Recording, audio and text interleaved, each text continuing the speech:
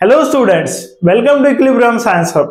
आपण बघत होतो लॉगॅरिथमिक कॅल्क्युलेशन्स आणि लॉगॅरिथमिक कॅल्क्युलेशन्स मध्ये आपण बघितलं how to find the characteristic आणि त्यानंतर आपण बघितलं how to find the mantissa for 4 numbers आणि आज आपण बघणार आहे 3 नंबर्स साठी आपण मॅन्टिसा कसं फाइंड करू शकतो. त्यानंतर आपल्याला इझी होईल लॉगॅरिथमिक कॅल्क्युलेशन्स करायला bye adding characteristic and मॅन्टिसा.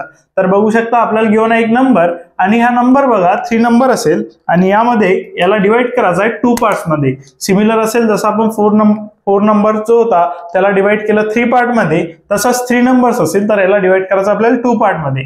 First part मध्ये येतील 2 डिजिट्स आणि सेकंड पार्ट मध्ये येईल 1 डिजिट. सिमिलरली असेल पॉइंटचा आपल्याला विचार करायचा नाही आहे. फर्स्ट पार्ट मध्ये बघू शकता 2 डिजिट्स आले पाहिजे आणि सेकंड पार्ट मध्ये आला पाहिजे 1 डिजिट. त्यानंतर आपल्याकडे एक लॉगॅरिथमिक टेबल असेल. लॉगॅरिथमिक टेबल मध्ये सिमिलर अरेंजमेंट तुम्हाला दिसेल. 10 to 99 पर्यंत नंबर असतील आणि हॉरिझॉन्टल लाईन मध्ये 0 to 9 पर्यंत नंबर असेल आणि त्यानंतर असेल मीन डिफरन्स. बट जेव्हा 3 नंबर असेल तेव्हा आपल्याला मीन डिफरन्सचं काम पडणार नाही. आपलं काम व्हर्टिकल अँड हॉरिझॉन्टल नंबर्स मध्ये होऊन जाईल. आता जो पार्ट आपण अंडरलाईन केला आहे 2 डिजिट पार्ट, त्या 2 डिजिट पार्टला आपल्याला बघायचा आहे व्हर्टिकल लाईन मध्ये. बघा 10 पासून तर 99 पर्यंत असेल आणि असं कुठेतरी मदत आपल्याला 57 हा नंबर मिळून जाईल. आता 57 हा नंबर मिळाल्यानंतर आपल्याला बघायचा आहे 57 6 मध्ये. बघू शकता तुम्ही आपल्याला बघायचा आहे 57 6 मध्ये. तर 57 बघितला व्हर्टिकल लाईन मध्ये, फर्स्ट पार्ट बघायचा. फर्स्ट पार्ट बघितला आपण व्हर्टिकल लाईन मध्ये. त्यानंतर आपल्याला जायचा हॉरिझॉन्टली. हॉरिझॉन्टली गेल्यानंतर जिथे 6 असेल तो नंबर आपल्याला लिहायचा आहे. बघू शकता तुम्ही 57 पर्यंत गेलो आपण व्हर्टिकली आणि त्यानंतर हॉरिझॉन्टल जायचं आणि 6 मध्ये बघायचं. पर्यंत गेल्यानंतर आपल्या लक्षात येईल की 57चं 6 मध्ये असेल. बघू शकता तुम्ही 57चा 6 मध्ये अशा प्रकारचा लॉगॅरिथमिक टेबल तुम्हाला घ्यायचा आहे. आपण मागच्या व्हिडिओमध्ये सुद्धा सांगितलेलं आहे. 57चा 6 मध्ये असेल 7604. सो लिहू शकता तुम्ही 7604. 57चा 6 मध्ये असेल तो आन्सर लिहायचा 0 पॉइंट करून बघू शकता 7604 हे असेल आपला आन्सर. 7604 5.76 0.7604. सो अशा प्रकारे तुम्ही आणखी नंबर घेऊ शकता. नंबर घेतला आपण समजून घ्या. आता नेक्स्ट नंबर घेऊ आपण 6 पॉइंट. हे नंबर घेऊन घेऊ आपण. बघू शकता 6 पॉइंट नंबर घेतला आपण 6.84. आता नेक्स्ट नंबर घेतला आपण 6.84. आता बघा पुन्हा याला 2 पार्ट्स मध्ये डिवाइड करावं लागेल. 2 पार्ट्स मध्ये डिवाइड करताना बघू शकता इकडे 68 and 4 असा 2 पार्ट्स मध्ये डिवाइड करायचा. पॉइंट आपल्याला लक्षात घ्यायचा नाही, आपल्याला फक्त नंबर बघायचा आहे. 2 पार्ट्स मध्ये डिवाइड केल्यानंतर 68 आणि 4 पुन्हा बघा आपल्याला जायचं आहे 68 पर्यंत. व्हर्टिकली आपण जाऊ 68 पर्यंत आणि 68चा नंबर बघू आपण 4 मध्ये. बघू शकता तुम्ही 68चा नंबर बघू आपण 4 मध्ये. सो पुन्हा पिरियोडिक टेबल मध्ये लॉगॅरिथमिक टेबल मध्ये जायचं आणि 68चा बघायचं आपल्याला 4 मध्ये. तर आन्सर असेल 8351. बघू शकता इथे नंबर असेल 8351. इथे आपल्याला मेन डिफरन्स बघायचं काम पडणार नाही बिकॉज जो नंबर आहे तो 3 डिजिट नंबर आहे. सो आपल्याला काम पडेल फक्त व्हर्टिकल अँड हॉरिझॉन्टल लाईन बघायचा आणि आन्सर बघू शकता तुम्ही 0.8351 हे आन्सर असेल आपलं.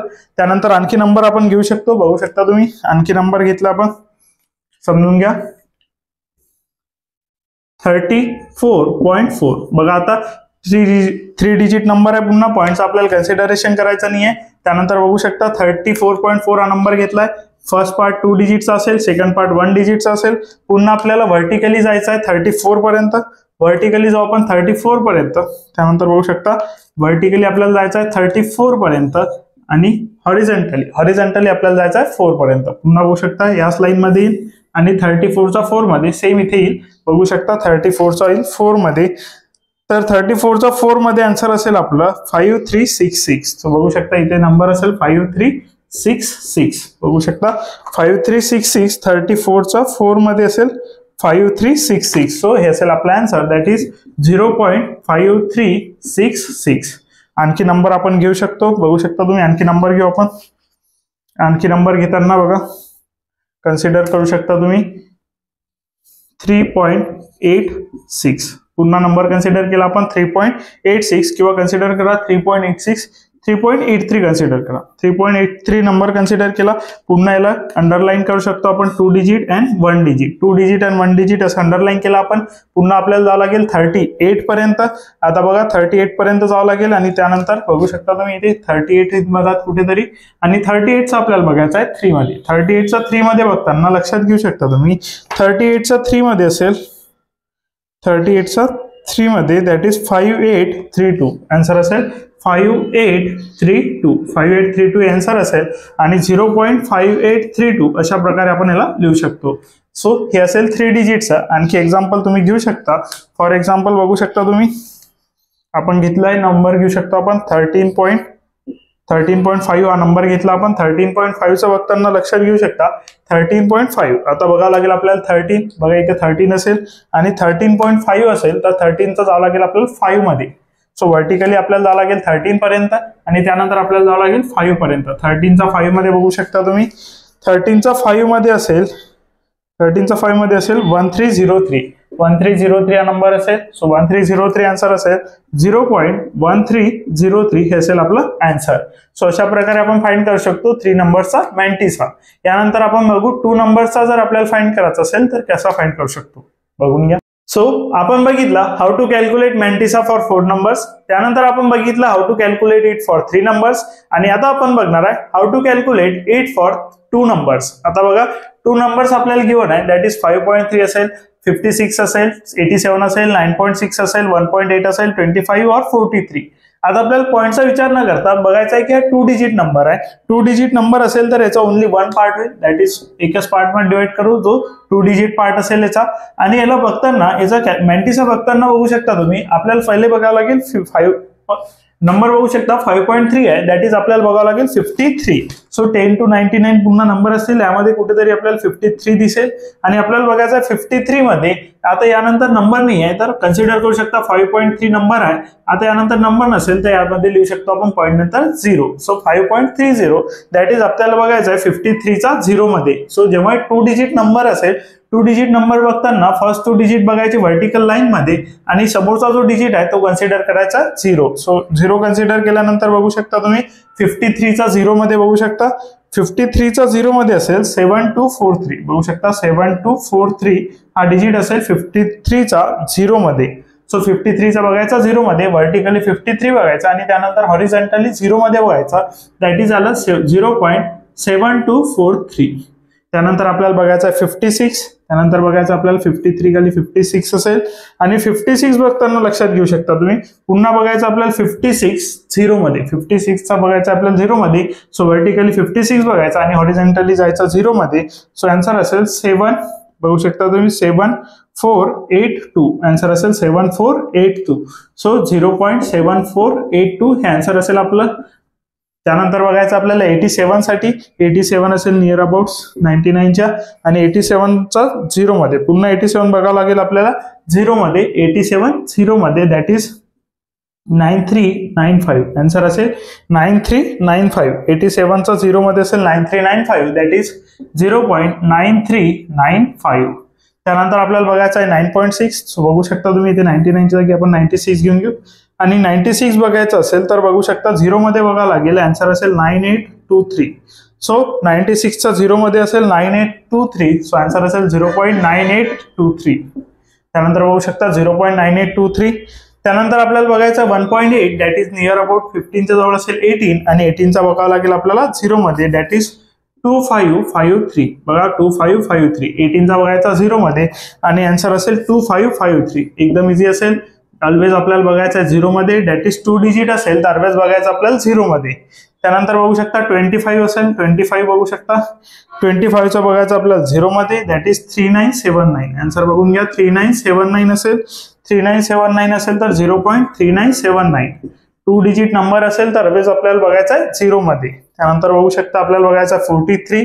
सो 43 नियर अबाउट असेल तर 43 बघताना लक्षात घ्या 43चाही बघावं लागेल आपल्याला 0 मध्ये. आन्सर असेल 6335. सो बघून घ्या सर्व व्हॅल्यूज ज्या बघत आहोत आपण त्या 0 मध्ये बघत आहे आणि त्यानंतर बघू शकता व्हर्टिकली आपण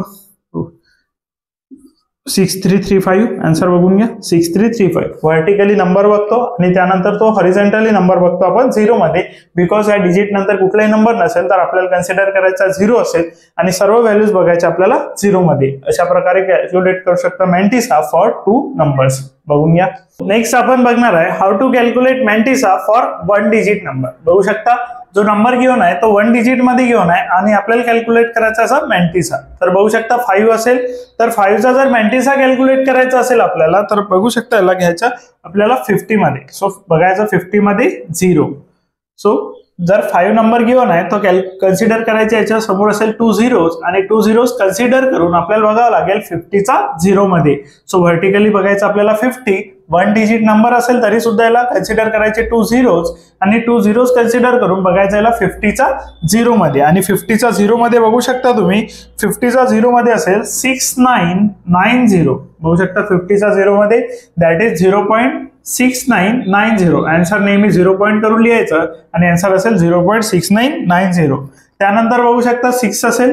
6 जर कन्सिडर करायचं असेल तर पुन्हा याच्या समोर कन्सिडर करायचे 2 झिरोज. हे 2 झिरोज आपण कन्सिडर केले आणि त्यानंतर आपल्याला बघावं लागेल 60चा 0 मध्ये. सॉरी 60चा 0 मध्ये व्हर्टिकल लाईन मध्ये 60 पर्यंत यायचं आणि हॉरिझॉन्टली जायचं आपल्याला 0 मध्ये. सो 60चा 0 मध्ये बघू शकता तुम्ही 7782. 7782 हा नंबर असेल 60चा 0 मध्ये. सो 0.7782 हे असेल आपला आन्सर. त्यानंतर बघा 7 बघायचं आपल्याला. 7 बघायचं असेल तर पुन्हा कन्सिडर करा 2 झिरोज आणि आपल्याला बघावं लागेल 70चा 0 मध्ये. 70चा 0 मध्ये बघू शकता तुम्ही 8451. 70चा 0 मध्ये असेल 8451. पुन्हा आन्सर लिहिताना लिहायचं 0.8451. त्यानंतर बघू शकता 8 असेल तर 800 करून घेऊया. 2 कन्सिडर करू आपण झिरोज आणि 2 झिरोज कन्सिडर केल्यानंतर बघावं लागेल आपल्याला 80चा 0 मध्ये आणि 80चा 0 मध्ये असेल 9031. 80चा 0 मध्ये असेल 9031. 0.9031. त्यानंतर आपल्याला बघायचं आहे 1 आणि 1 बघायचं असेल तर पुन्हा बघू शकता याला कन्सिडर करावं लागेल 2 झिरोज. 2 झिरोज आपल्याला नेहमी कन्सिडर करावं लागेल आणि बघावं लागेल 10चा 0 मध्ये. व्हर्टिकली 10 आणि हॉरिझॉन्टल जावं लागेल आपल्याला 0 पर्यंत आणि तो असेल 0000. सो लॉग ऑफ 10 असेल आपला 0000. सो बघू शकता या प्रकारे कॅल्क्युलेट करू शकतो मॅन्टिसा या प्रकारे कॅल्क्युलेट करू शकतो आपण मॅन्टिसा फॉर 1 डिजिट. सो आता आपण बघितलाय how to calculate mantissa for 4 digit. त्यानंतर बघितलंय 3 डिजिट्स. त्यानंतर बघितलं 2 आणि त्यानंतर आपण बघितलं 1. आता यानंतर कॅल्क्युलेट करू आपण 0 पॉईंट साठी कसं आपण कॅल्क्युलेट करू शकतो मॅन्टिसा. सो बघून घ्या.